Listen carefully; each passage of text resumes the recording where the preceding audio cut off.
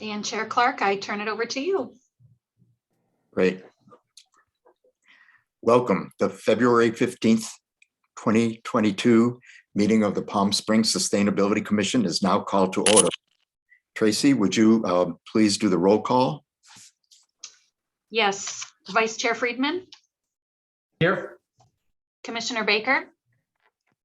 Here. Commissioner Barrett. Here. Commissioner Evans. Present. Commissioner Ocanius.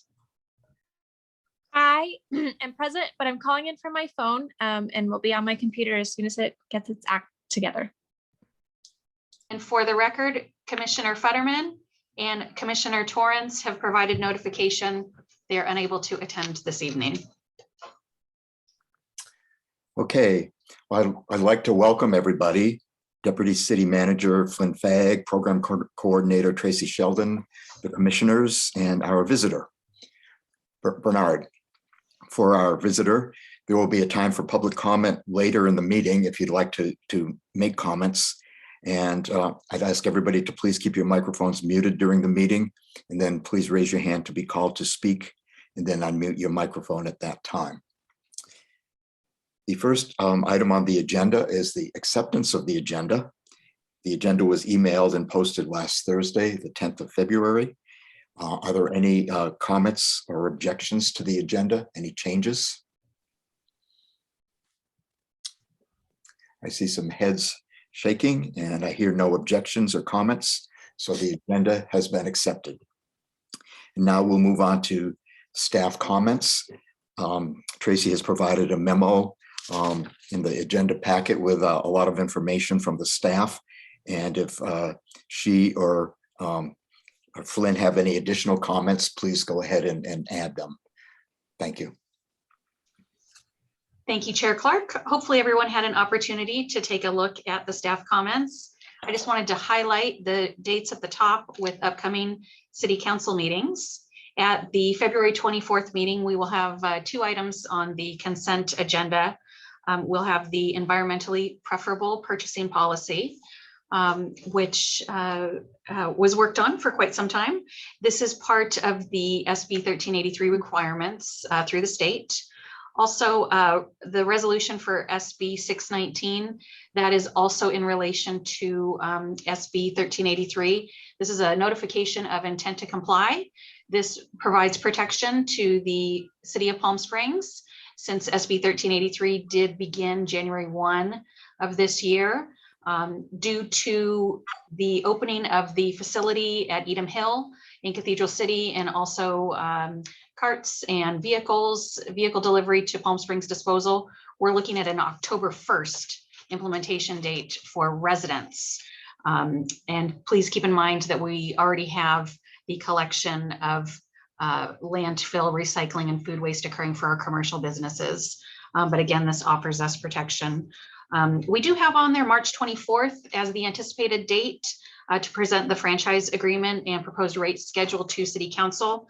As you all know, that date has been a little bit of a changing target, just depending on the deliverables between the two legal councils. So I will keep you updated on that, but that is the date that we are eyeing. Also, just wanted to highlight some upcoming dates in March. Saturday dates in which I would like to have all commissioners' participation if available. Of course, the first Saturday of the month, we do host an informational booth at the Certified Farmers Market. So anyone is welcome to attend. We're there from 8:30 to 1:30. On March 12th, there is going to be an Arbor Day tree planting event that we discussed at the last meeting. There's going to be approximately 66 trees that will be planted at 3 of our city parks. So we will have city staff on hand, and also we're looking for approximately 100 volunteers. So if you're looking to plant some trees that day, we would love to have you.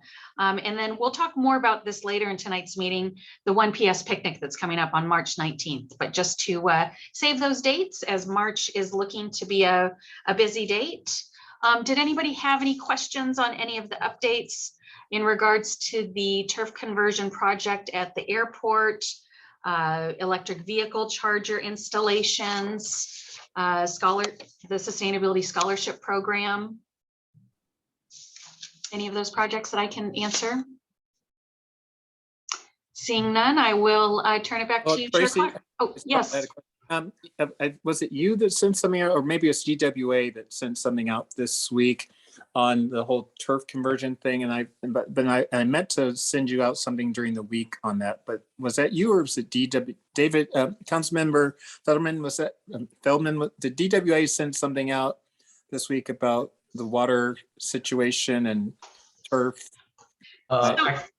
I was going to refer to that in my report, but okay. I believe it's from staff, and we can hold that to the report. Okay. That actually is. Very good. Tracy, do you want to address that? Because I was going to call attention to that in the water conservation report, because that came from you, and I was going to thank you for it. Yeah. Sure, absolutely. Okay. So the state did declare an emergency drought. That was, I want to say, January 4th. And so the city and Desert Water Agency have been working together on coordinated efforts, getting the communications out to the public for city properties. Some of our medians are impacted, also some of the locations over at the airport.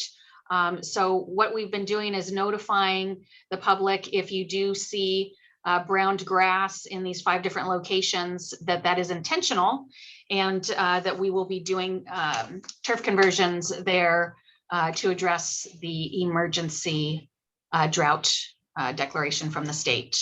So you have probably seen it on social media. We've been doing a 3-pronged approach on both on Facebook, Instagram, Twitter, as well as the city's press release, and also on the homepage of the city's website. So that was that notification.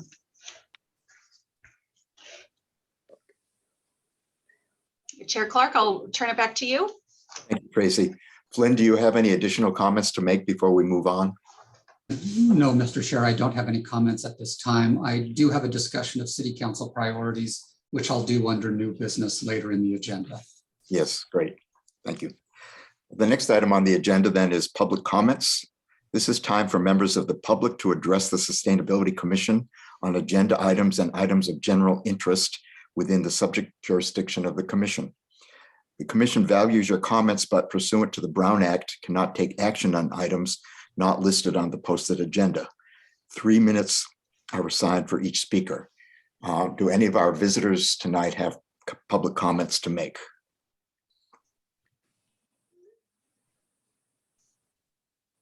Yes, we have Kim Floyd. Yes, thank you. Thank you, Chair. My name is Kim Floyd. I am the Conservation Chair for the local Sierra Club chapter. I want to thank each of you for the work and service that you provide to the residents of Palm Springs and to all of the residents of the Coachella Valley. Your commission has a long history of sustainability leadership for the Coachella Valley. Palm Springs is a leader in California for efforts to address climate change and sustainability. The Sierra Club Palm Springs members want to support you and your staff in the city's efforts for sustainability and addressing climate change. I do have one request for you to consider, and that is where commissioners are comfortable, make contact information available on the website. And if you're not comfortable with having direct contact with constituents and others, I can understand that also. Thank you for your time. Thank you, Kim. Does anybody else have public comment to make?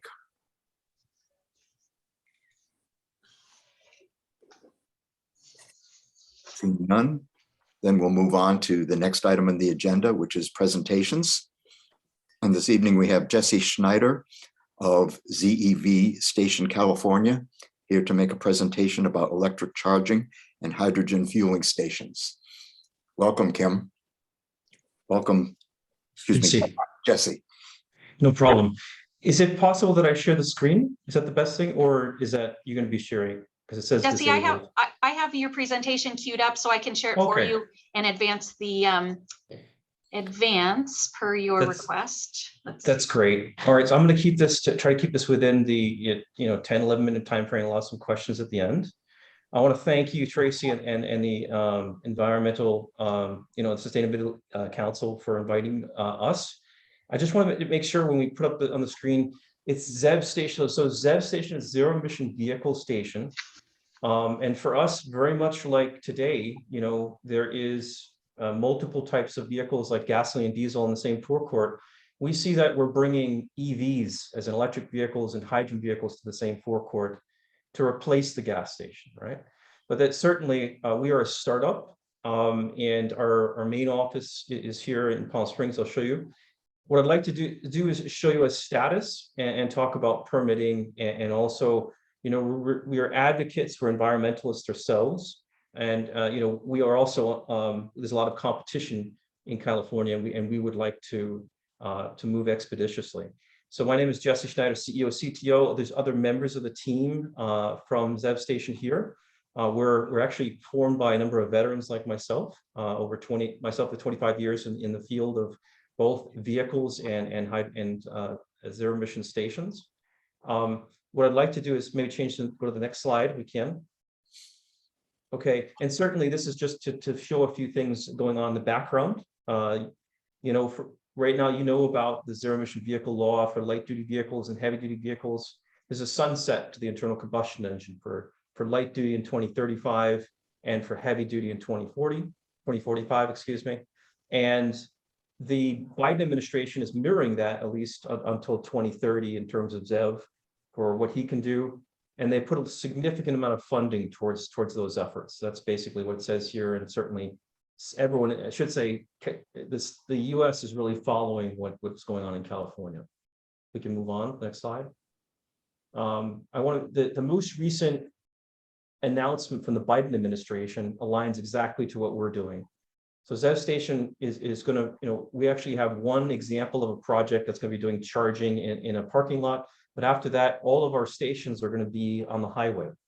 So our plan is to have highway charging and hydrogen fueling. And we see that as aligning to a national imperative. And also, there's also an imperative here in California. And there's also some CEC projects in that regard as well.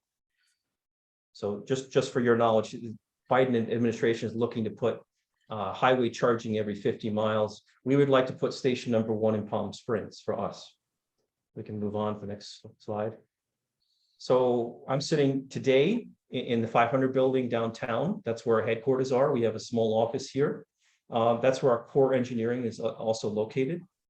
And our goal really is we're a startup right now, but our goal is to have a rollout of carbon-free zero-emission vehicle stations, meaning that the energy that comes to the station is 100% carbon-free, which means that whatever you fuel, you're really removing the vehicle from the carbon equation. The vehicle doesn't get the charging it doesn't get the emissions from the source. And we're looking to fill and charge fast charging for electric vehicles and hydrogen for fuel cell vehicles along the highway. Just an overview of the projects. We're doing a proof of concept, a few chargers in the Palm Springs parking lot. That's already in the permitting department. And that's really to get us started with software and also get us started with some of the new chargers. We're planning also this year to break ground and get going on our first ZEV station and include highway chargers off the I-10. So the Palm Springs exit off of I-10, we purchased a 3.5-acre plot piece of property, and we intend to get started. We're already doing architecture work on it. And there's another confidential project actually that we pulled Tracy in as well. That's also going on in Palm Springs, and we can show that at a later date. So we can move on to the next slide if we could. Just want to show you, I know that the city of Palm Springs has a number of chargers inside the garage. We actually have a lease contract with the Museum of Palm Springs, and we're planning to put in two chargers. The good news about these chargers is that they're what's called dynamic charging, which means that even though there are 2 chargers, they can charge for 4 spaces. They don't, and the objective is to show certainly our brand and, you know, we're showing also that iconic view from the wind turbines out south of this, actually where we're going to have our station. Wanted to show you that and maybe go to the next slide and show you the actual layout.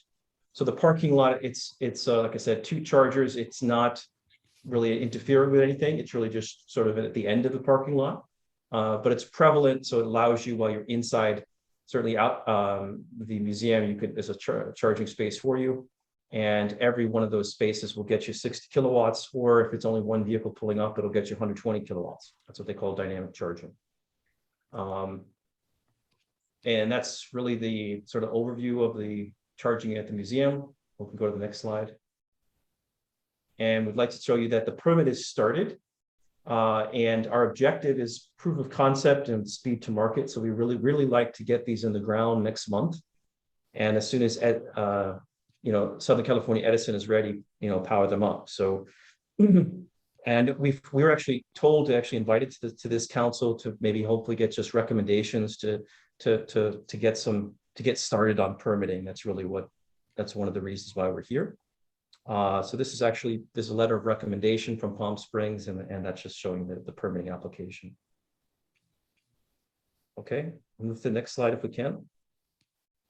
So what we're showing you here has actually not been shown publicly. We appreciate, you know, this is a rendering of what we're looking to do.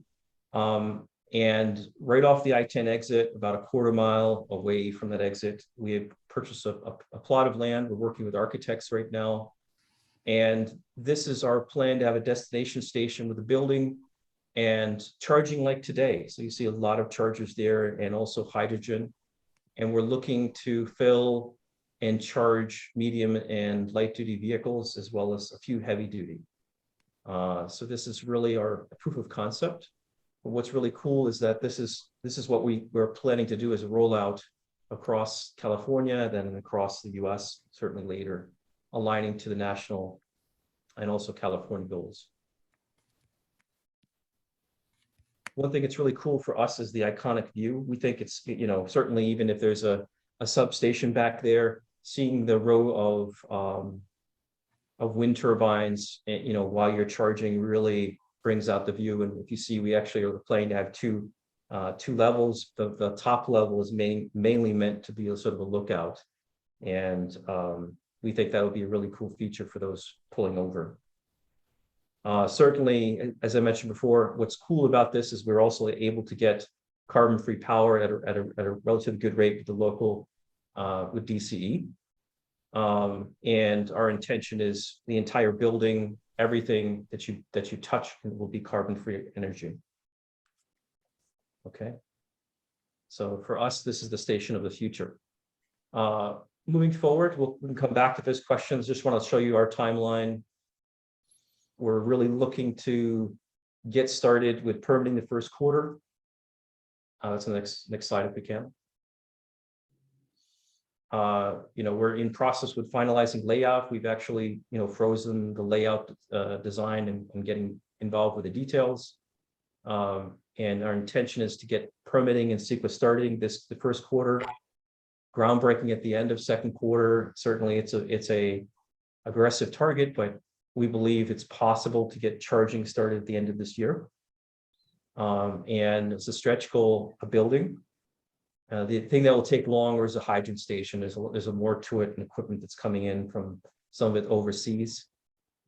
And our objective really is within a calendar year to have the ZEV station, first ZEV station up and running.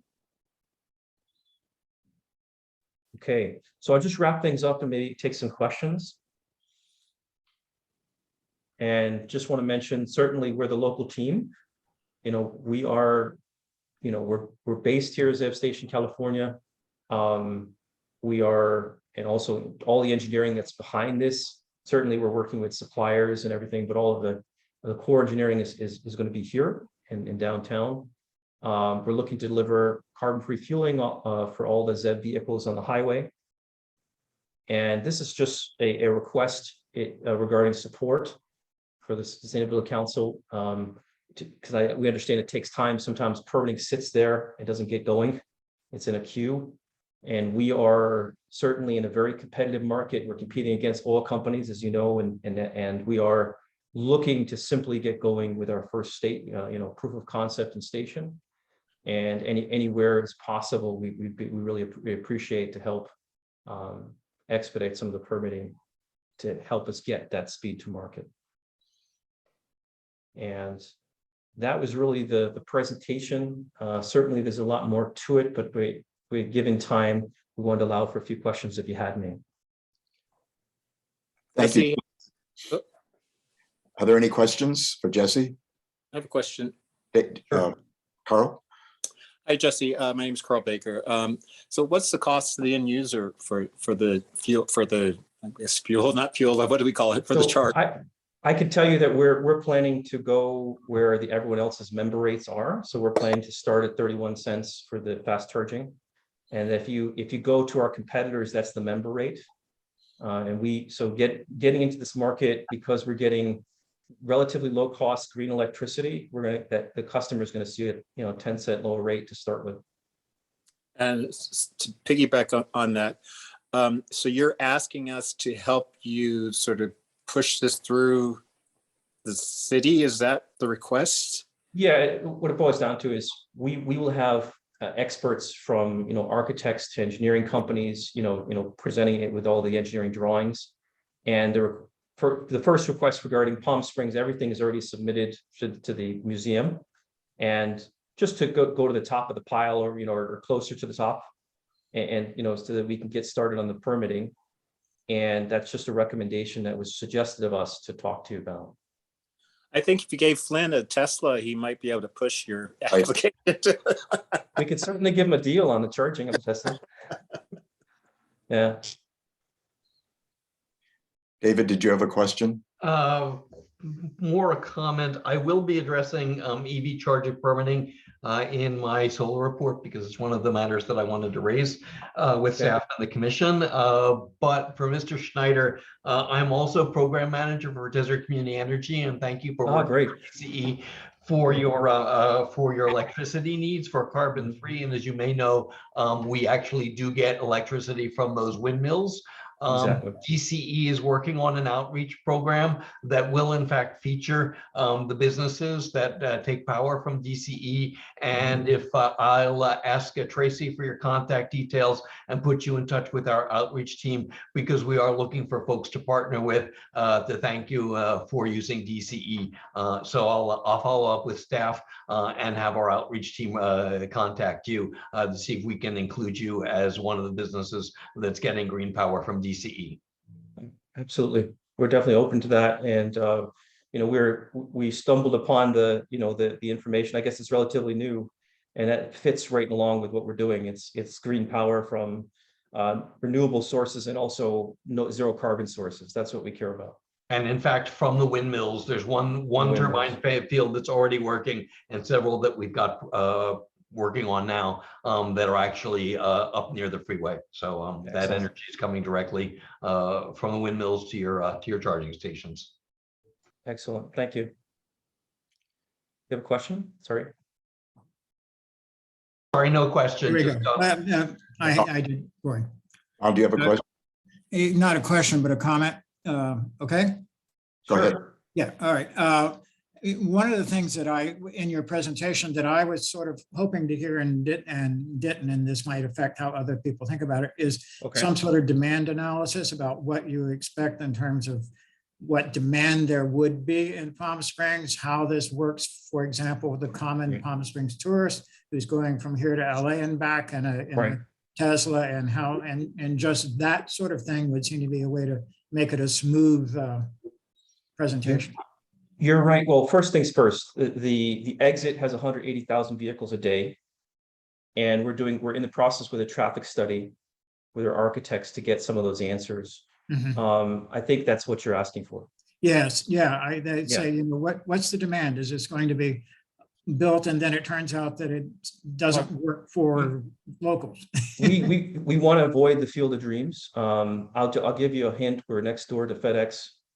So we think that we're here, there's a big box pulling up to us as well, so we think that there's going to be draw from the warehouse and from the 180,000 vehicles coming from that exit.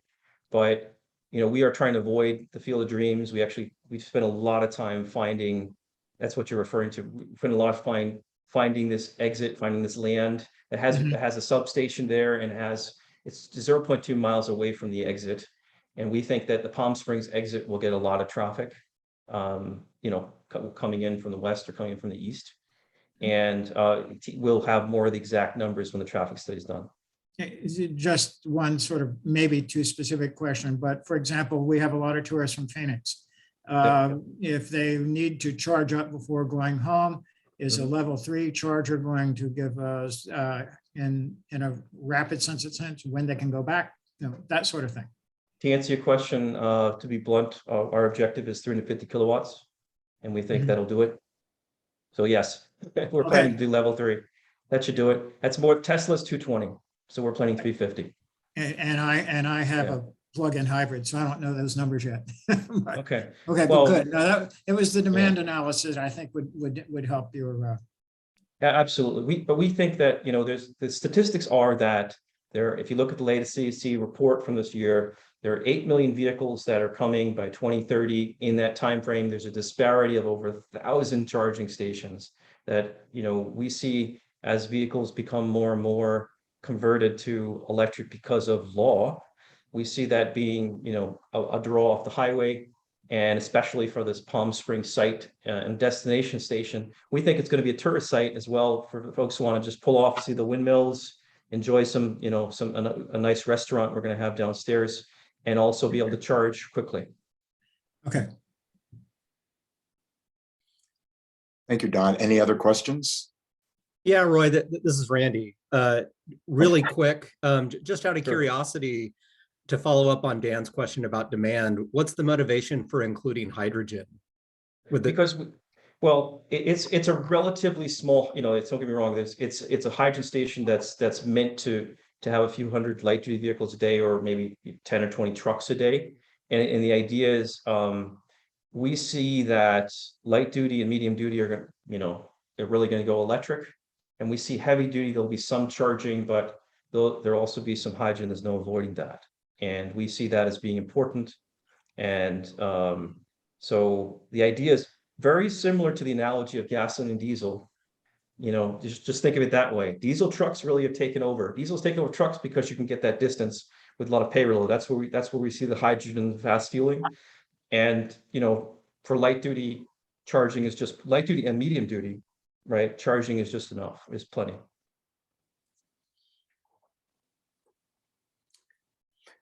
Thank you. Are there any more questions? I just have a question I'd like to direct to Flynn. The request was, or one request was to help commission to help expedite the permitting process in Palm Springs. Is there anything specific that we can do, Flynn? First of all, I'd like to make it clear that giving staff a Tesla will not expedite the application. So Clear. it's a major ethics violation, and I want Right. to discourage that. My apologies to Commissioner Baker.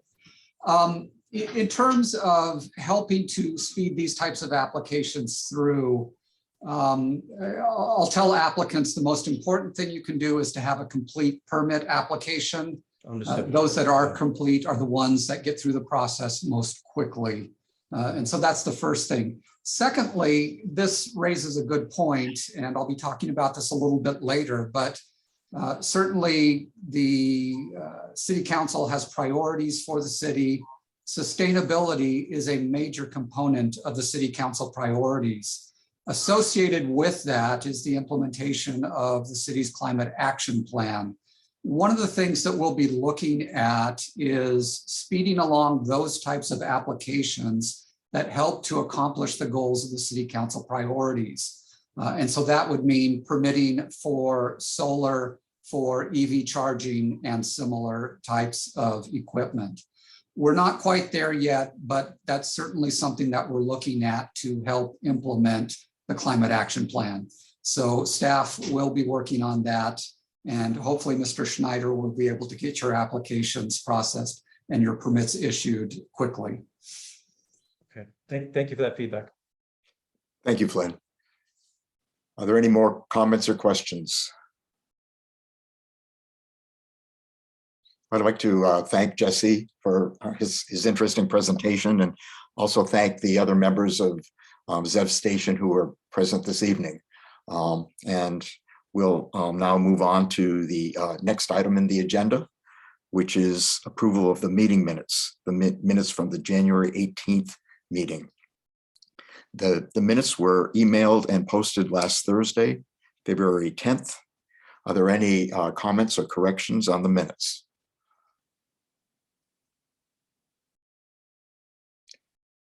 Again, seeing some heads shaking and hearing no comments. The minutes have been approved. Thank you. And now we'll move on to old business. And the first item under old business is Dark Sky. And Alex, would you like to start? Yes, I can start. And I'm wondering how much I should include in this old business section and how much to save for the commissioner report. Should I just dump it all in here? Yeah, that would be fine. Okay. Okay, so a couple weeks ago, Chair Clark, myself, Tracy, and Jen met up to discuss in more detail the next steps for the Dark Sky initiative. And a lot of great things happen. So I can go over those quickly. For one, we decided that because the Dark Sky initiative is currently just lies outside of the scope of the city's priorities right now, that we also, related to that, we just don't have the capacity to go full speed on policy changes, policy initiatives right now to advance the Dark Sky progress for Palm Springs. We agreed that policy changes will be necessary at some point in the near future to really achieve collective impact across the city. But we also think that there will be great impact starting with an outreach program directed to encourage and facilitate voluntary change across our residents to transition themselves to more dark sky friendly or dark sky approved lighting. So for now, we're just focusing on developing that outreach program. And some of our first steps included a bit of investigation into what is currently happening, and Chair Clark did a lot of that.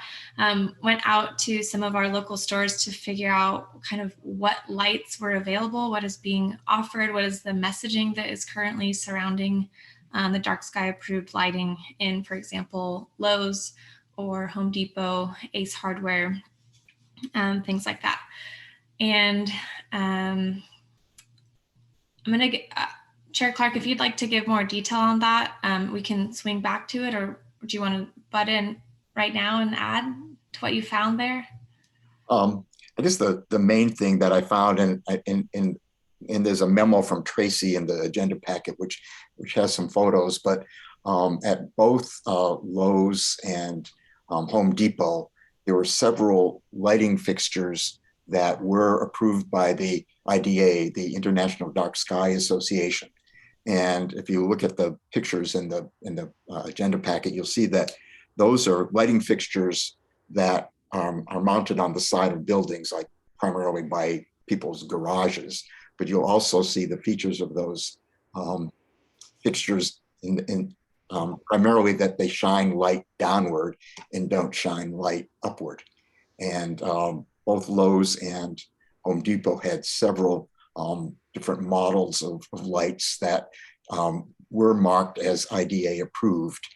And Lowe's also had a sign in their aisle encouraging people to buy IDA approved lighting to be nice to their neighbors, so to speak. I didn't see any uplighting fixtures that were IDA approved. And when we started talking about dark sky in the past, a lot of what was brought up was lighting fixtures that people have in their landscape, uplighting on trees and so forth. And there were none that were IDA approved there, although there was one type of light, on one brand of light, I think it was at one of those stores, that had variable whiteness, which is also a feature that we learned about, which was important to reducing the pollution of light in the sky. So those lights do address the whiteness, but there were no IDA approved uplights, as I mentioned. So I think that's the background on the lighting, and you can go forward from there, Alex. Thanks. Yeah, thank you. Yes, so some of our local businesses were on board already with dark sky initiatives and giving at least some options for people to buy dark sky approved lighting, but there's definitely more progress to go. I want to describe briefly kind of our ideas or our plan for outreach, and the purpose of this is to collect feedback, of course, from the commission, and also hopefully to get your approval for us to move forward with this. So in general, we want to connect people to dark sky resources, how they can figure out which lights they can possibly buy. It's not entirely incredibly clear. So there's some that are labeled in Home Depot or Lowe's, for example, but not necessarily every option that you might want for a light. But there is the International Dark Sky Association website, which has just a bunch more information for people to go on and find what's going to work best for them. And we want to help direct people to the IDA website, International Dark Sky Association, and then also ideally in the long term create something on our end, on the City of Palm Springs, and that explains what's available, helps people make that decision, and connects them to local businesses where they could even buy those approved lighting fixtures. So that's one arm, is making sure that we have the correct information and the resources on our end so that we can help get that out to our community. And then the other end is to work or to communicate, coordinate with some of the local businesses that do offer these lighting options to see what more could we possibly do in terms of signage or outreach or employee knowledge to help the local businesses connect people to appropriate dark sky approved lighting as well. So there's two major arms of that. And on our end, on the City of Palm Springs, and we started so far working on ideas for just a very simple flyer that we could put together. Of course, we want to also establish that longer packet of information that we would eventually connect people to, but we just started with this flyer that we would, for example, hand out to people at the farmers market if they wanted more information that kind of just gives a flash of a blurb of what are dark skies, why are they important, and how can you help us achieve dark skies. So I believe in the notes packet, there is a page explaining just some of the text content that we wanted to include in that flyer. And also just today with Jen's help as well, threw together a quick kind of very simple mock-up of what that flyer might look like. Just, I think it'll help if we can all visualize what I'm trying to say, because I know it's a lot of words. So if it's all right, I'm going to share my screen. I'm just going to quickly show kind of the language that we're using and what this might look like in general. Now, I'm not a graphic designer, so please excuse the way that this looks, but just try to focus on the concept. Okay, share my screen. I'm also on a computer that's not mine, so bear with me as I navigate here. Okay. Can everyone see?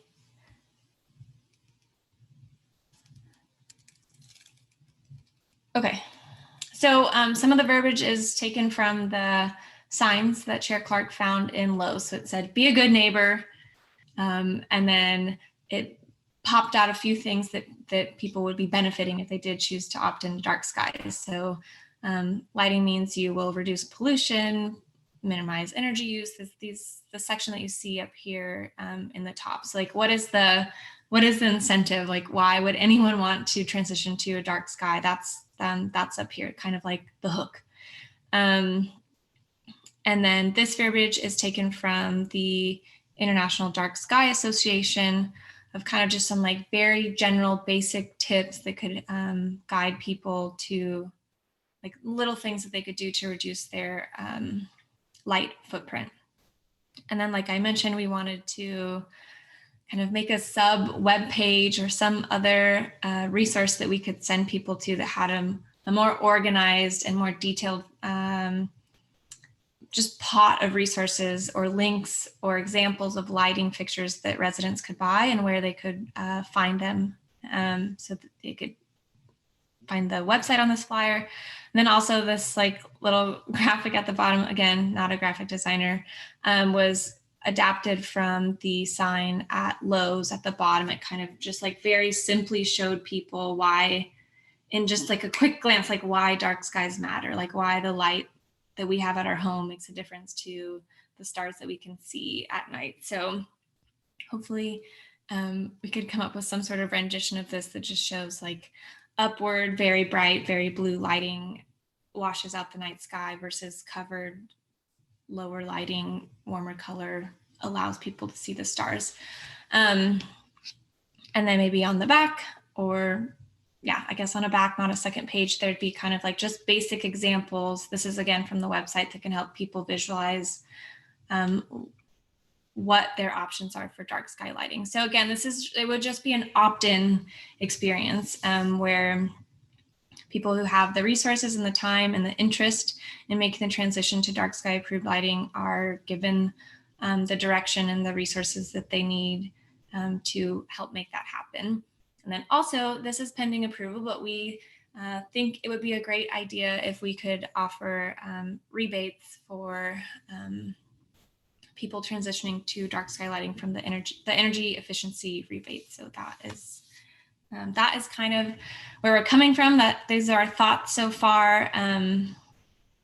This is a mock-up of what that flyer would look like. And again, the flyer is a bit preemptive because we still need like this home base of information to which we can direct people. But it was something to get us going on some products and just start thinking about messaging and how we want to approach it. And if I left anything out, please, Chair Clark or Tracy, please fill in or let me know. I think you've covered everything. Great job, Alex. Does anybody have any questions or comments for Alex?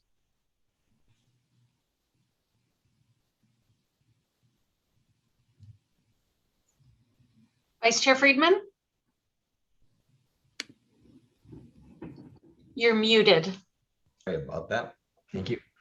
Thought I had unmuted myself. Thank you. I want to thank Commissioner Cañas for all the hard work there. A couple of thoughts. First, I absolutely support including this in the residential rebate program, and I believe noted in the staff report that I'll be able to assist on that. One point that was, I think, already covered in the work that I had done, but is referred to, is also including photo sensors. That's already in the work that I had done, and it's consistent with efficient use. So when we work on that with staff, we'll include the photo sensors, which means essentially it's going to, not work during the day, and that would be eligible. And there are specific standards that I already have for that. That's probably the easy part. The energy code is, even for me, complicated on lighting, and I would not recommend getting too much in the weeds for anything for the residential side. I think using the IDA logo is a lot more user-friendly for the residential. If somebody comes up with something saying, does this work? It didn't have the IDA, we can then look at it. But I think the approach to lead with IDA is a lot better. For the business side, I think that's where we can do more, and in particular for new construction. And as the deputy city manager has heard me say before, for new construction, it really needs to be reconciled with the energy code, because the zoning code provisions, I think, are largely preempted. So I can potentially work with staff on something, because I think it may just be a really easy fix that we can take care of when council in November or December adopts the new code as part of the triennial cycle, that we just basically get rid of those provisions of the zoning code unless there's anything left over, and refer to that. And then also wearing my, once again, CVAG / Inland Regional Energy Network, I will try to include as part of our training some information about the energy code lighting standards. Once again, those would be for the professionals to alert both for new building and folks doing commercial and retrofits what those requirements are. But certainly on the residential rebate, let's lead with IDA, because that's a lot easier to understand than the codes. Thank you. Great, thank you. Are there any other comments or questions for Ellen? Yes. I do, quickly. Just real quick. The complaints about bright lights and uneven lighting are very common in the 10 mobile home parks around town. And I think that sort of information where they could look at that and see how I buy the right lights, and you could recommend people when you get that in a public manner, and those situations would actually be very helpful. Okay. I'd just like to comment. I think a lot of progress was made by the subcommittee over the last couple of weeks. And I think we realized when we were working on this before that we could have gotten really bogged down with municipal code. So we decided to avoid that for the time being, and try to get out quickly with a message for people about dark sky, and then offer them ways of trying to improve the situation in the city. So I think it was a real positive experience that the subcommittee or the subcommittee's work was a real positive experience, and we have something that we can go with really quickly now. It sounds like everybody agrees with this approach. Sweet. Anything else to add, Tracy? I love the flyer. Great job. Just a mock-up, just so we can get our eyes on something. I love it. I think the messaging, I think it's all going in a wonderful direction. So thank you to both of you. Thank you. So, doing nothing else on dark sky, we'll then move on to the next item under old business, and that's the residential energy and water efficiency rebate program. You'll recall we talked about that at the meeting last month, and we narrowed down the scope of projects that we wanted to recommend to the city council for rebates. And what's in progress now is writing a staff report to go to the city council at a future meeting. Do you have any comments on or progress on that to report, Tracy? As I was preparing to draft the staff report, I just wanted to confirm our list, which we discussed at last month's meeting, of weatherizing and adding insulation to homes, replacing windows and doors with more energy efficient models, installing Energy Star rated appliances, conversion from older higher voltage landscaping lighting to LED or low voltage. And then we talked about the water fixtures, but not including turf conversion, which DWA currently offers, and not including water efficient sprinkler systems, because again, that incentive is offered through DWA, and then getting the consent from the commission to include the IDA approved lighting that we just discussed. And also, I just want to mention, we clearly discussed setting aside a minimum amount of 25% for low income customers, those that are CARE or FARA. So we will include language of that. And I will then turn over the staff report to Vice Chair Friedman for his expertise to review and then submit. I can foresee this. I would actually defer to Deputy City Manager Fag confirming the availability for a March agenda, but I think that we could move this along rather quickly. Again, just want to confirm the commission's support of moving forward with this, and staff will do so. So Chair Clark, I don't know if you want to have an official vote this evening to proceed forward, or if the consensus is acknowledged. I think we had a consensus at the last meeting to move forward, and you've provided a little bit more detail, and we have information about the lighting as well. So if nobody objects, I think we'll just say we have a consensus, and we'll move forward with the staff report. Yeah, and I'll be able to turn it around fairly quickly because a lot of the materials I already have, and then work in further detail on the implementation. The staff report can be pretty high level for council, but there's a lot more technical information on eligible products that we can work on. And I think the main part of the staff report is to get approval to transfer funds for this project, and then to inform them of the types of projects that we're looking at. Perfect. So I'll proceed with drafting the staff report. We will be requesting $50,000 to be transferred from the sustainability fund, and the rebate amount being a maximum of $500 per applicant. And I will work with Vice Chair Friedman. Thank you, Tracy. If there's nothing else on residential energy and the rebate program, we'll move on to the next item under old business, and that's the near-term commission priorities. I think we've been working on that for a couple of months. And in the agenda packet, there's a memo from me which lists the ranking of the items that we sent out. There were 16 items that we asked you to evaluate the priority of, and these are near-term projects that we've had on our lists for quite a while. The simple way that I did it is we asked everybody to rate the items as high, medium, and low. I assigned a numerical value of 9 to high, 5 to medium, and 1 to low, and then averaged them out. And then you'll see in the list, and actually, Tracy, could you put that on the screen, how they were ranked?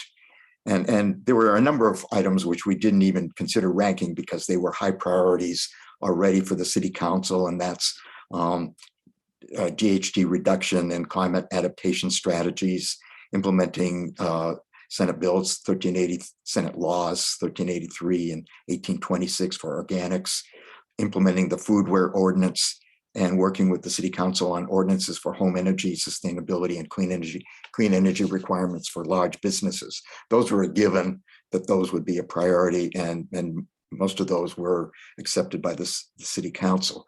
So these are other things that we had been talking about. And part of the consideration was, with our reduced staff at this time, we couldn't do everything all at once. And also there was an intent to try to get more involvement by the commissioners in working out working on some of these projects. So there may be overlap with what Flynn is going to talk about under new business with priorities, but I just wanted to go quickly over this list. The two high priority projects were Reusable Foodware Pilot Project, and that was the one where we were looking at awarding a contract to a company that could provide reusable foodware, I think primarily glasses, that could be used by businesses and then left at a pickup point. The company would then wash the glasses or other foodware and bring them back to the businesses. I think this would be a great pilot for Palm Springs to do, in my opinion. It turns out we got a couple of bids. They were high, and we're going to defer that, look at it again probably in a few months. Also high was sustainability scholarships, which we'll continue to offer. Under medium, just a couple of things there I just wanted to highlight. EV charger phase 2 expansion, We've heard more about EV chargers tonight. And I believe that engineering is going to be looking at perhaps adding even more chargers. Pedestrian safety improvements. A number of things came out of the Safe Route to School project, a number of recommendations. I believe engineering will be taking the lead on those. Residential energy rebate program, we just talked about it. We're going forward with that. Let's see, recycling education in parks, downtown, and in schools. That's something that we actually had done a lot of in the past. I think we were rather resource limited, particularly with regard to labeling some of the containers in the parks. Some of the maintenance staff weren't available to help us do that. But we have made some progress downtown. And in the past, Rob McCann did a pilot project with the Desert Learning Academy on recycling in schools. That's something that perhaps can be picked up in the future. What was considered medium. Leaf blower ban enforcement. That's something that had been discussed by the city council a few months ago. It's not on their list of priorities right now, although Councilmember Coors was quite anxious about or wanted to bring that up again sometime in the future after it had been discussed a few months ago. Just notably under low dark sky ordinance. We're not going to do anything with an ordinance at this time, but clearly we're going to make progress on education, on dark sky. Smoking ordinance has been tabled for now. World Environment Day events, that actually is something that's going forward with Jen's leadership and volunteers from some other commissioners. Arbor Day events, that's something that we're not directly involved with, but as was mentioned before, there are going to be tree planting ceremonies in 3 of the parks in the city in March. That's something that we can participate in. The Mayor's Monarch Pledge, right now, there's not any traction on that activity, but that's something that we could pick up in the future, perhaps not right now. So are there any comments on these items or the ranking of the items?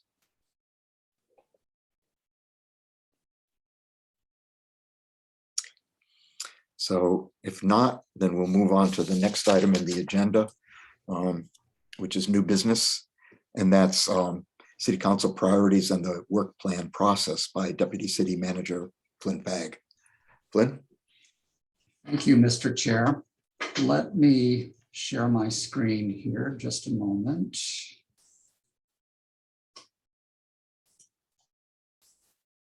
So we talked a little bit last month about City Council priorities and what City Council is doing there. Let me just provide a refresher discussion of that or a refresher overview of that. As you may remember, last fall, City Council requested that all boards and commissions forward their priorities to City Council for consideration as a larger part of City Council's own ranking of priority projects. They held 2 sessions last fall in November and early December, and they came up with the sheet that you see here, which is priorities in 4 different areas. 1 is quality of life, 2, environmental stewardship, 3, community infrastructure, and 4, good governance. What I pointed out last month at your meeting is that of all the areas, sustainability accounts for 1/4, if you will, of the important projects that City Council is putting first and foremost. And so that just goes to show you the importance in City Council's mind of the sustainability projects that we've got in process, as well as our goals and the things that we really need to do to accomplish our goals as a city relative to sustainability. Within the category of environmental stewardship, there are 3 different areas. 1 is to accelerate the climate action plan. Number 2 is to consider new policies. And number 3 is to develop internal policies and practices. If I go to the next page, let me just pull those up a little bit larger on your screen. So hopefully you can see those a little bit better. But within those 3 areas, there are some tasks identified there. What staff is in the process of doing right now is fleshing out each of those tasks with subtasks of timelines and different things that we need to do in order to accomplish these goals. And I'll go into that in just a little bit in terms of some specificity there. But looking at the overall process, City Council has identified these priorities. They're going to hold a study session next week on February the 22nd, and they're going to be discussing in a little bit greater detail how we as staff go about accomplishing those things. And so what you may see as part of next week's discussion is getting into some of the details of how these are to be accomplished. As I had mentioned, staff is in the process of fleshing these out, of giving additional details, and then putting timelines, and also adding things like what type of a budget will we need to accomplish this? How many more staff members will we need in order to do this in the timeline that City Council sets for us? And so we're taking all of those things into consideration as we look at these priorities. So it's not just a matter of saying, these are the things that we want to get accomplished. It's going into greater detail and saying, this is the funding we need, this is the staffing we need, and this is when we think we can get it done. In addition to that, this is not just a one-time thing where City Council says, these are our priorities, staff go to work. This is something that will be revisited on a regular basis. We anticipate on a quarterly basis that City Council will review these priorities, monitor the progress of staff, see if additional resources are needed, and in some cases may eliminate certain priorities or identify priorities that have been accomplished and add additional priorities. And so there is a long-term process to this, if you will, that it's not a one-time shot, but rather an ongoing and iterative process, really looking at accomplishing things instead of working on many things and not getting anything done. And so that's really one of the key things that we're trying to do there. Let's see. I wanted to go into a little bit more detail, and I'm going to look at another sheet here. So I had mentioned that we're adding some additional detail to these tasks. And this is just a draft of what we've been working on and hope to have finished for City Council to review next week. But looking at one of the areas, which is to accelerate implementation of the Climate Action Plan, the first task is to budget and hire 2 additional staff members for sustainability. In order to do that, one of the first things we need to do is hire a sustainability director. And so I'm pleased to report that we will have that job advertised later this week on the city website, and we'll begin the interview process for that shortly. Once we have a new director for the Office of Sustainability on board, we will then look at hiring 2 additional staff members. And so you'll see that we set a timeline for that between July 2022 and October 2022 is when we anticipate hiring 2 additional staff members. That gives us time to put a director in place and then to conduct that interview process. The next area that we have is complete our greenhouse gas analysis. We put together a number of subtasks relative to that, establishing the scope of work for PlaceWorks, who's our consultant on that process, increasing the budget for that. Also looking at the development of ordinances, resolutions, goal for climate neutrality, and ordinance for residential energy efficiency. So those are subtasks of completing our greenhouse gas analysis. We've put a timeline there that's pretty aggressive, starting in April of 2022, hoping to have the majority of that work complete by December of 2022. We also identify involvement by the public, involvement by advisory bodies such as Sustainability Commission, Planning Commission, budget and staffing requests, and council participation in those things. The last category that I'm going to share here is targeting high-value projects and initiatives. When City Council discussed this as a priority, they didn't go into any detail as to what those high-value projects would be. And I'm very pleased in terms of the order of the agenda that Chair Clark just discussed your near-term commission priorities, which feeds into our discussion of high-value projects and initiatives. And so we're going to modify this list based on your discussion this evening to include your high and medium value projects if they aren't already otherwise incorporated within our other priorities that we have here. And so that's an important component of this as well. And we've identified a timeline and public participation, advisory board participation, et cetera, et cetera. And so that gives you an idea of how we begin to identify what the next steps are for each of these processes, looking at our staffing levels, seeing how we are able to bring these things about and how we're able to accomplish them, and putting a time frame into all of this. And so that hopefully gives you some additional detail. I would invite you all to tune in to the City Council study session next week. They'll be doing that via Zoom, and so you'll be able to tune in from home via your computer and listen to that discussion. And hopefully at that point, we'll have additional detail on all of these priorities with their subtasks and timelines identified for that. As I had mentioned, this is an iterative process. We'll revisit this several times during the course of the year with the City Council to monitor our progress, see if there's any roadblocks, see if additional funding is needing, those types of things. And so that completes my presentation to you, and happy to answer any questions you all might have. Does anybody have any questions? David?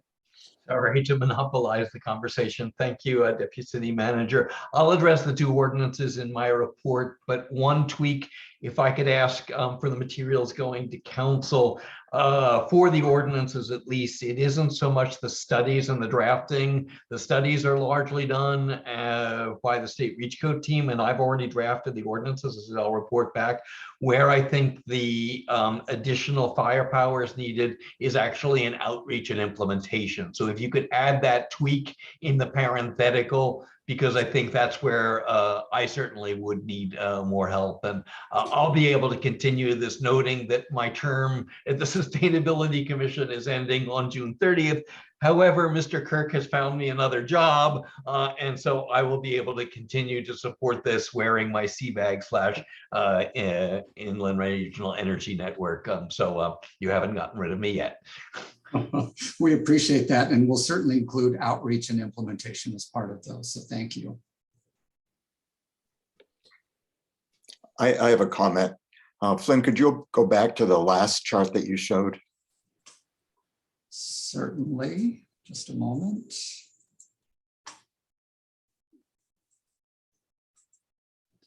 Oh, whoops, that's not it. It was the one that had the timelines.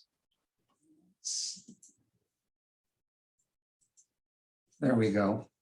Right. Under complete greenhouse gas analysis, I think one thing I'd like to suggest, it may be buried in there, but you talk about working with PlaceWorks. One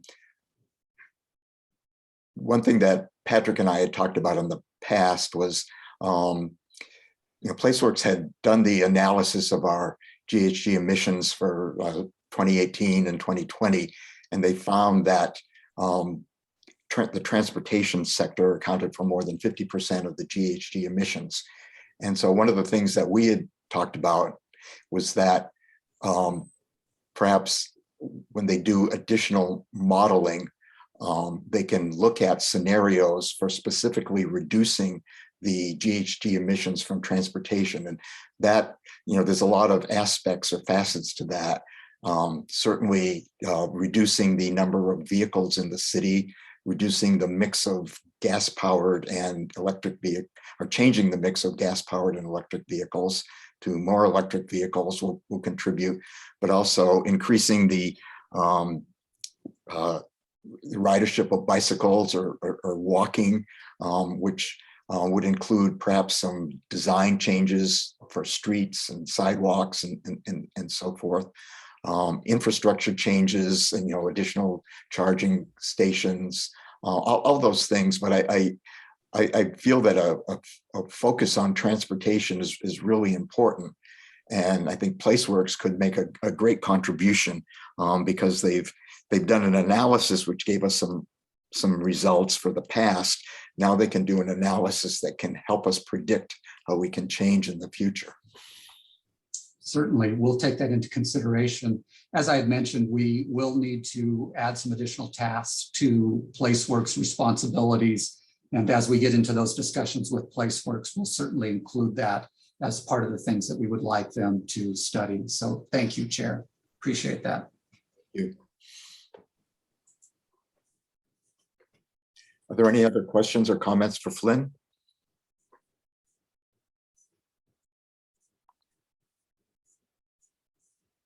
Hearing none, then we'll move on to the next item in new business, and that's the 1 PS picnic. And I think that's your item, Tracy.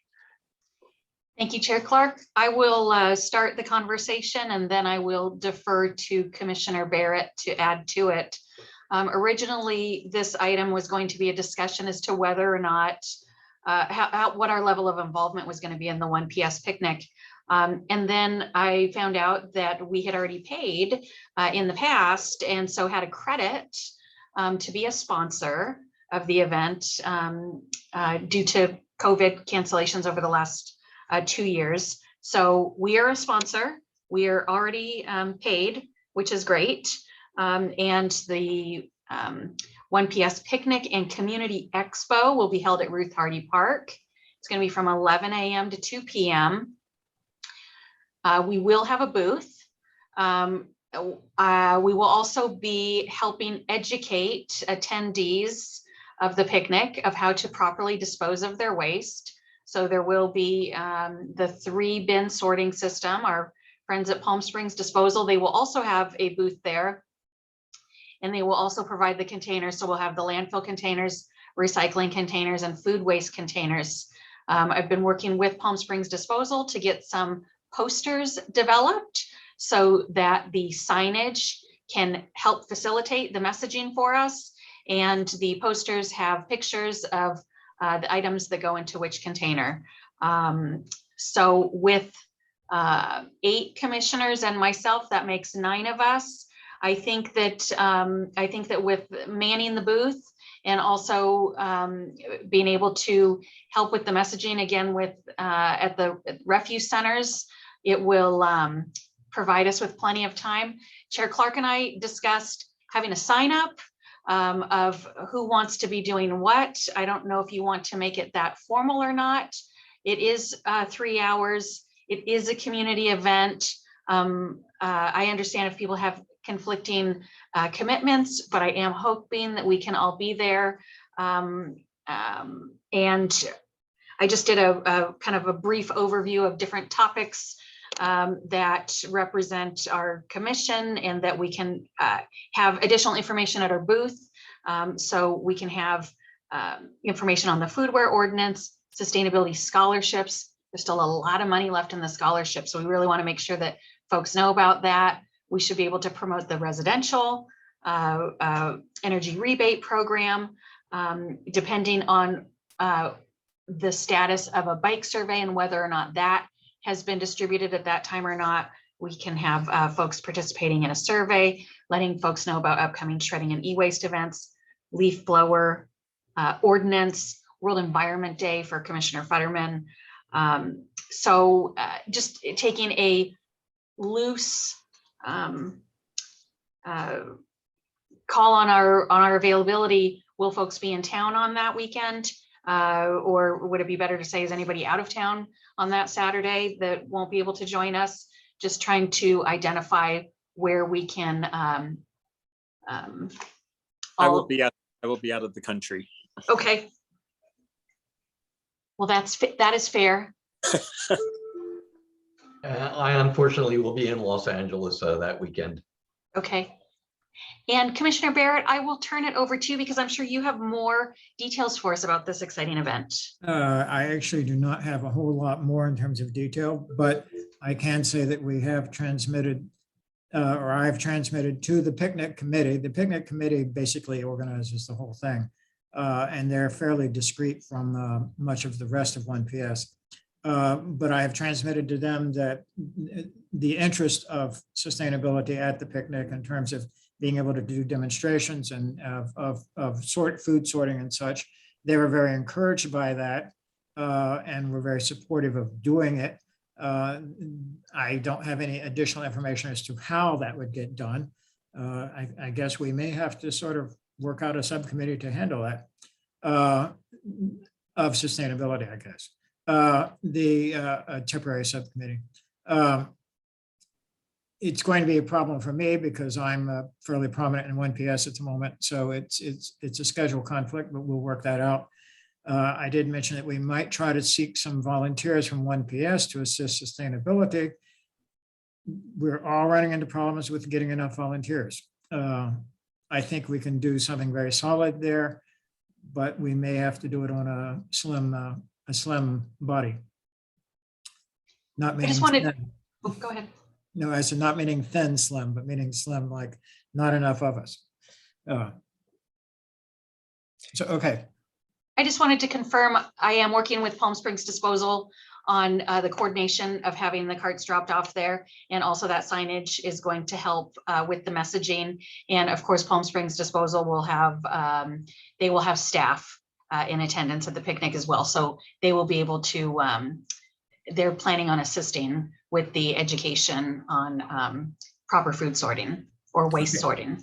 That helps to know that. We have an events meeting tomorrow, which I'm sort of chairing, not entirely, and I will take some information to them. It helps to know that if Palm Springs Disposal can take care of some of the education process, then that cuts down on the demands for volunteers a little bit. Are there specifics you want me to take to the picnic committee tomorrow? We're going to be doing it. We're going to have a booth. We need people. You can just relay that the 3 sorting waste system will be on site. We'll have it in several locations because there's no shortage of carts. Each of the carts will be labeled with what is the acceptable product into each container. And I don't know how many Palm Springs Disposal staff will be there, but they'll at least have the same number as we do, if not more. Okay. The picnic is going to cover a larger territory in the park to ensure distance between attendees. So I expect that we may have to do roving mentors rather than having people at specific things. I will pass that along. Do we want to try to recruit more volunteers through 1PS for assisting sustainability? That's a question. Don, Yes. I have a request, comment, or somebody else have something? Go ahead. No, yeah, definitely. We need to help recruit from. Carl, can you help with your neighborhood? I can ask. I have a couple of couples that I just invited to the picnic, so I don't know. I want to get them to work. Yeah. Okay, Roy. Yep. One request for your committee meeting tomorrow. I presume by now that the committee has identified which food providers will be there. Oh, good point. Go ahead. I don't know if they're all from Palm Springs, but I would request that they be reminded that Palm Springs has an ordinance for foodware, and there certainly should not be any styrofoam packaging. It's a little too late if you tell them Saturday morning. No, No, they've got a ways yet. So, okay. requesting that the picnic committee transmit that information to the to the food providers. I won't say vendors because they're not going to be selling it. Right. But, and also perhaps just to get an idea from them, what kind of packaging they'll be using. But the reason we're doing this is the picnic is really a sort of a microcosm of society where it's going to be given out. And it's a good opportunity to have specific training and to have labeled containers to help people get in the frame of mind to know what type of waste to put in what type of container. Do this on a small scale, and hopefully it'll transfer to a larger scale, to the parks in general, to Village Fest, to downtown and so forth. Right. So it's a really good experiment for us to train people on how to properly dispose of their food. Let me ask something related to that. Would it be appropriate at this point to encourage the food vendors to seek sustainability scholarships to make sure that they have the appropriate material at the picnic? It's certainly welcome to do that. I mean, can we process it that quickly? That's a question for Tracy. I'm sure she could. Upon receipt of the application, it takes finance about 2 weeks to generate the reimbursement check. I would just state that a business license is needed. So if those food providers are businesses and already have a business license, that helps expedite as well. And Fairly certain they are. please share my information. I'm happy to assist and have side conversations with any and all food providers. Yes, okay. Thank you that, Roy, that my mind was thinking more on the issue of the waste recycling and had not gone on to saying, oh yes, we really should focus on the foodware issues and Right. packaging, et cetera. That's the whole chain of providing the food and then in the packaging and then disposing of the Right, food packaging and other waste properly. right. Okay, I will make sure that gets conveyed. And any volunteers that they can come up with would be great Any volunteers? to help. Who volunteers by whom? By the neighborhood. By the Nords, okay, anyone, okay. Anyone with a heartbeat. And I believe that most of the waste disposal will be concentrated around where the food is given out. So Right. it may not necessarily be all around the park. But Mhm. We may have College of the Desert students as assistants in some way. Do you want to take some action in working with them on being sustainability interns or something? Not interns, but advocates. if there's time, I was going to request that Tracy put this on the agenda for the next waste subcommittee meeting, which I think is the 5th of March. That's getting close to the picnic. Right.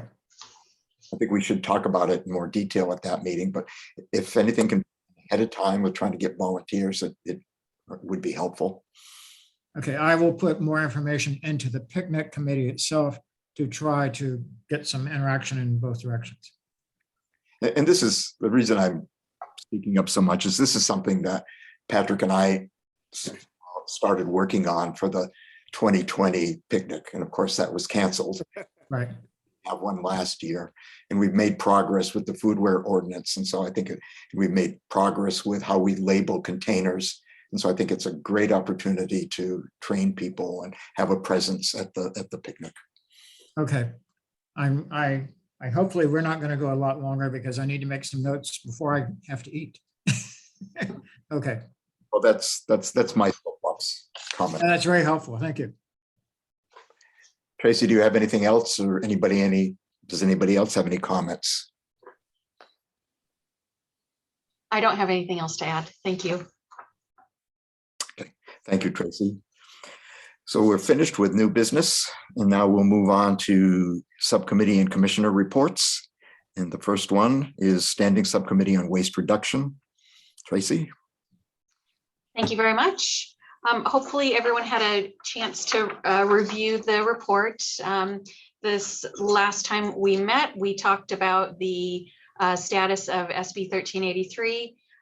As mentioned earlier this evening, the start date for residents is going to be October 1st of 2022. We arrived at that date based on the changing dates that have been given to us from Burtech with the Edom Hill facility, also on some of the delayed delivery of carts and trucks that have been ordered by Palm Springs Disposal.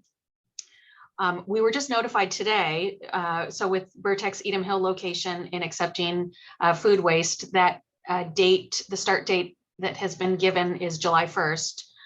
That has now changed to September or October and has become a little more vague as of today. So right now, with the limited outreach that we've conducted, announcing that October 1st date, hopefully we'll be able to stick with that, but it does make it challenging that we don't have control over that facility.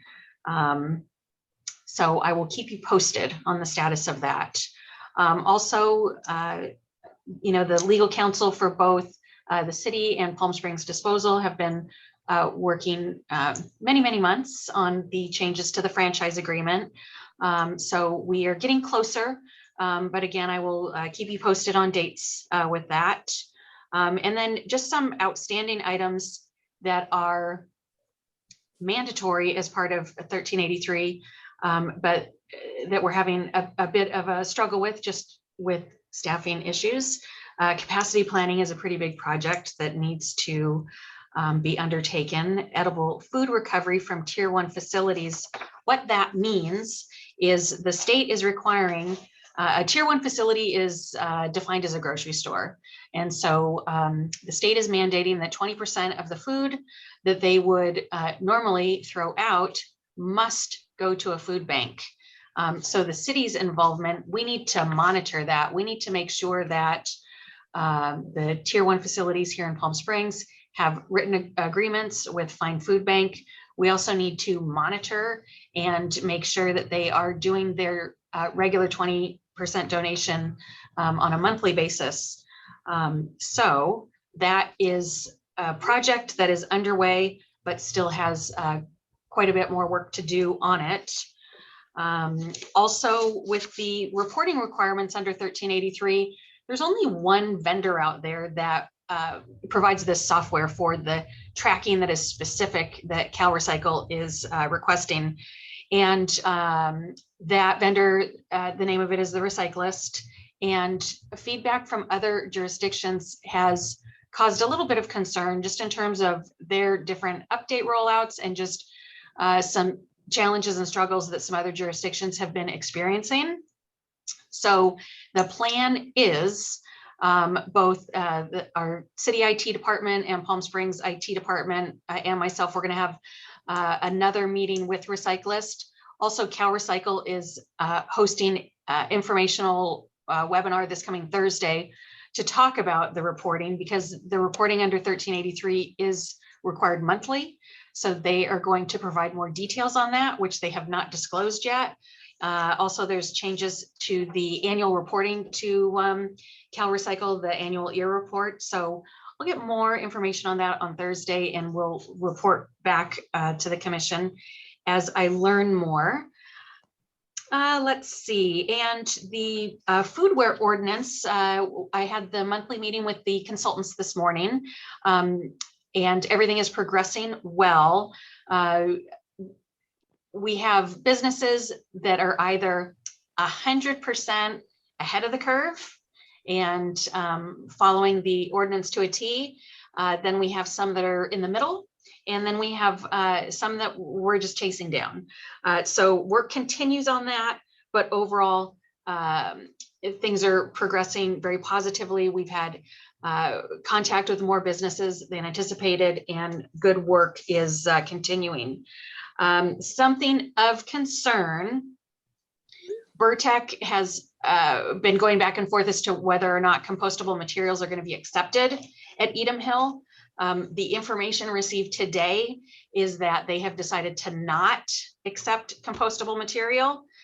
that has a big impact on our ordinance, because the way that our ordinance is written is that restaurants must offer all of their to-go items in fiber-based compostable materials only, no plastic, starting January 1 of 2023.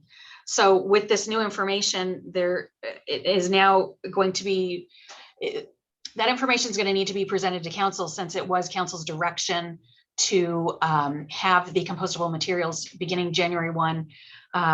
They'll need to be notified of that information, and then also information will need to be provided to them in terms of plastic to-go containers and which ones are truly recyclable. You know, we want to make sure that any information we are giving to our businesses is correct. So I will be revisiting plastics again, and again, confirming what is recyclable and what is not. And then we'll have to do an update to City Council again to see if they want to reconsider changing that compostable piece, because I don't want them to be caught off guard from that. So I will keep you posted on that as well. And then just working with Palm Springs Disposal, we've been doing site visits. This is for compliance with AB 1826, which is organics for our commercial businesses, and also AB 341, which is recycling for our businesses. So we've been doing in-person visits. And the reason why the visits are necessary is specifically in our downtown area, a lot of our infrastructure is aged, and there are true, authentic space concerns when it comes to where to put these refuse, recycling, and food waste containers. There are scenarios where you have literally 20 different businesses using one landfill dumpster and one recycling dumpster, and that is all of the space that's available. So we're really working on making that future planning, because the state is no longer going to allow us to offer exemptions as they had in the past. So starting this year, an exemption can only be authorized if a plan is in place of how they are going to manage their refuse starting in 2023. So having conversations with business owners and working through that, because we don't want the information to instill fear. We want the information to be working as a team together towards a solution. Moving on to community composting, Commissioner Torrance has been having conversations with Desert Compost, specifically with Haley Preston. Haley has now referred me to Abby Winston and Susan St. Louis.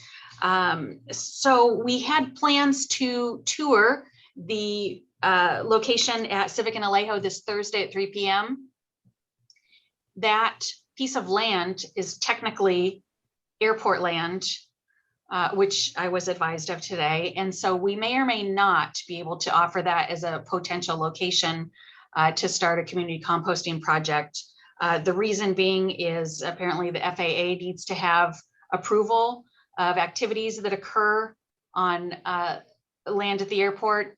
So the area right now is still a little gray. Airport staff is doing additional research. They're going to get back to me the first week of March and confirm whether or not that potential site is feasible or not. It does still have the former horse stables, which would offer the shade that compost needs, and there is water on site. And there is also a gated fence with accessibility for vehicles. So it looks good on paper and in person, but we'll just have to find out again about the accessibility with the FAA. So I will keep you posted. And then again, just working very closely with Palm Springs Disposal. We're really just focused so much on waste right now, and providing signage and outreach and education every time that we can. We did a presentation to the 1PS group with the update on refuse. I'll be doing a presentation tomorrow morning with the Realtor group. Again, just talking trash. And that concludes my update. Does anybody have any questions? Thank you, Chair Tracy. Clark, I turn it back to you. The next item is the Ad Hoc Subcommittee on Strategic Planning and General Plan Update. I have really not much to report there. David Newell from Planning and I have exchanged emails trying to get together basically to talk about how our proposed updates to the sustainability plan would fit in with the general plan. We'll continue to try to get together. I'd like to have that discussion within the next couple of months. The next item is solar and green building. David? Thank you, Chair Clark. A lot to report on, nearly all of which is relevant to the things that we've already discussed this evening. First of all, the two ordinances that are in the list of priority for council. First, this morning I received from the cannabis consultant. I'm sorry about that. Make sure I'm okay. I received from the cannabis consultant a spreadsheet that shows the substantial energy and water savings from the measures proposed in the renewable energy ordinance. I'll update the findings on the ordinance and then coordinate with Chair Clark and staff on outreach to stakeholders. And also we're trying to get some more data at DCE for the non-cannabis but commercial businesses. So we're working on updating the findings there. The ordinance, the rest of the ordinance is already drafted and been reviewed by the legal team. The REACH Code team will release the multifamily module for the existing home energy efficiency model ordinance soon. I'm hoping before the end of the month. I will update that ordinance and then discuss once again with Chair Clark and staff on next steps, in particular on outreach. So those are the two ordinances which I said are largely drafted with studies underway, but will need help on outreach and implementation when they get passed. I had a very good follow-up conversation last Friday with the Solar App team. You may recall from discussions last year. That's the app for solar installers to be able to get automated permits. The National Renewable Energy Lab has done a study showing the time and money that have been saved by the pilot jurisdictions, which include Menifee and Western Riverside County. And I have that information that I will send to Tracy. They are now able to include battery storage in the permit flow, and relevant to our discussion, they do hope to include EV charging stations next year in the permit. Process for the application. So one of the major solar installers serving Palm Springs was also on the call, and they reported that they now have a backlog of 15 permits in Palm Springs. So they really would like to see us adopt Solar App.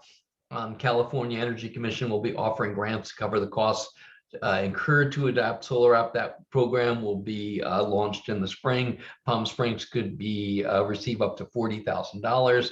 I'll let staff know when the program launches in the spring.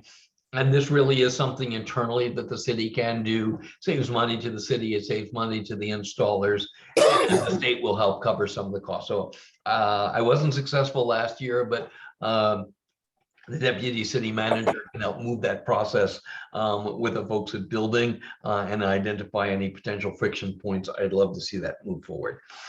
Also relevant to EV chargers, the Energy Commission will launch a new round of EV charger funding on April 5, with priority for low-income communities and multi-dwelling sites.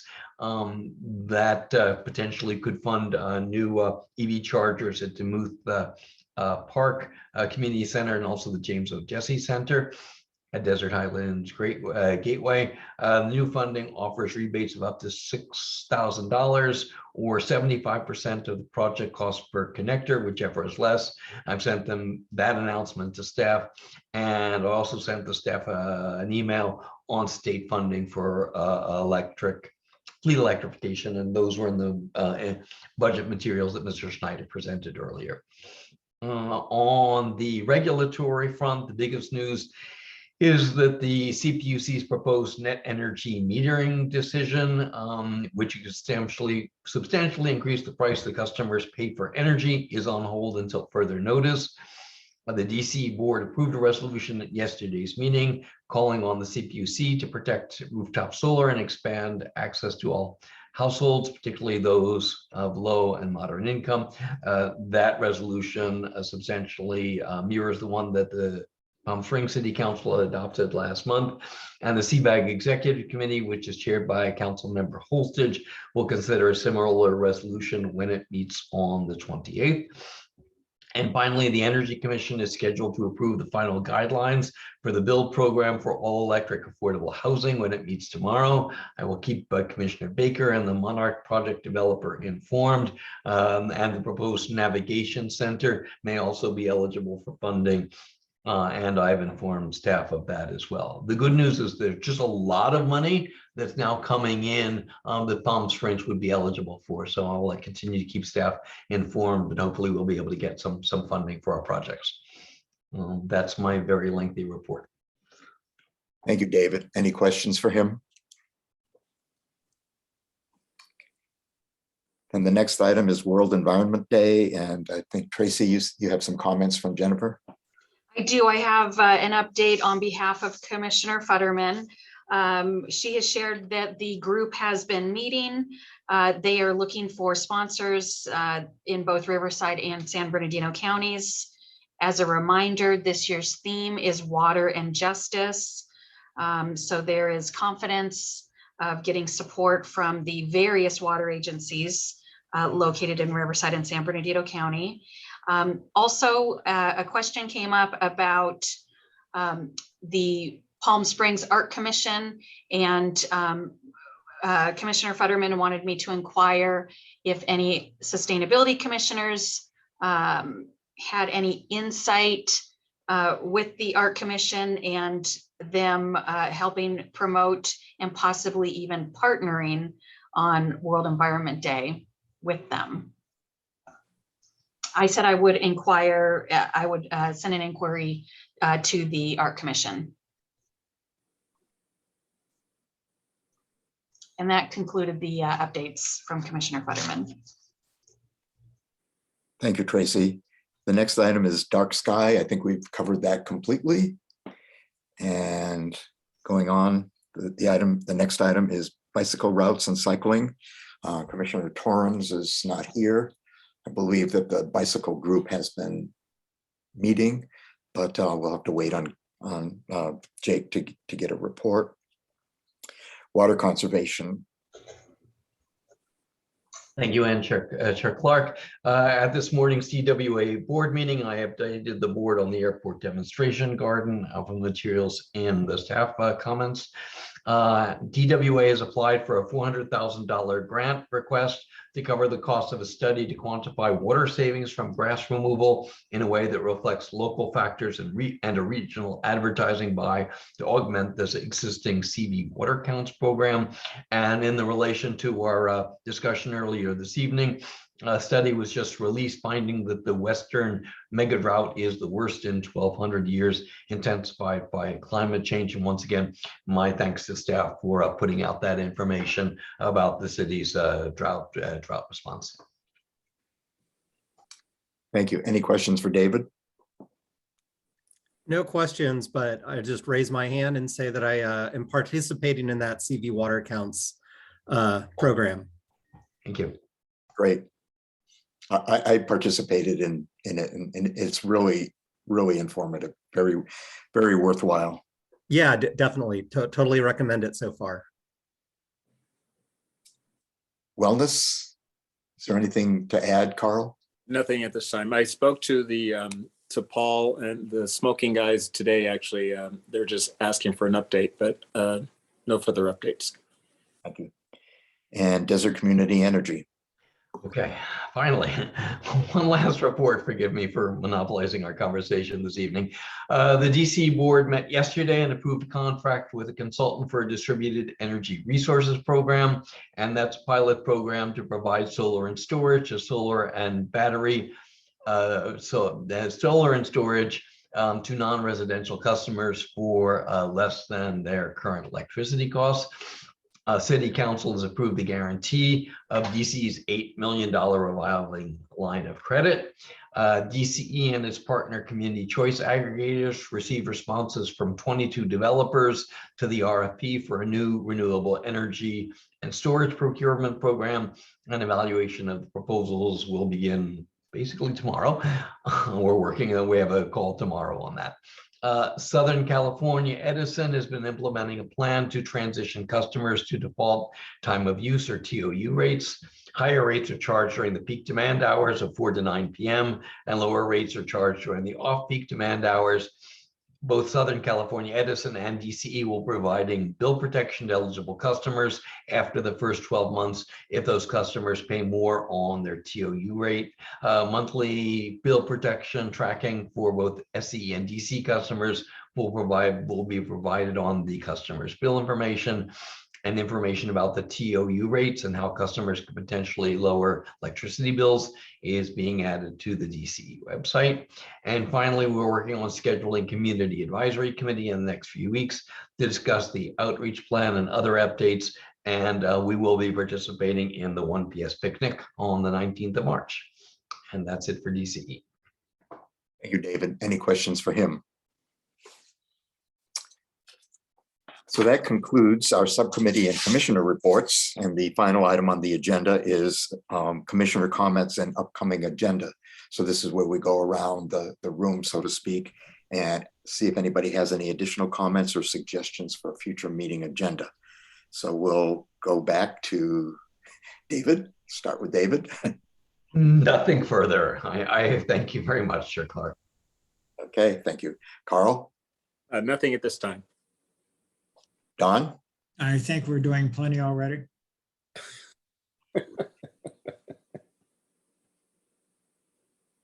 Randy? That was it. Nothing. Nothing new for me. Thank you. And Alex? I've got nothing. Thanks, everyone. Thank you, everybody. So that concludes our meeting. Our next meeting will be at 5:30 p.m. on Tuesday, March 15th. I expect it will be via Zoom as well. So at this point, I'd like to adjourn the meeting. We won't take a vote. If there are any objections, we won't adjourn, but I expect that there are no objections. So the meeting is now adjourned. And I'd like to thank you all for a very productive and informative meeting this evening. And thank you to our presenter as well. Thank you. Thank you. Thank you, everyone. Good night. Night. Yeah. Thank you. Good night.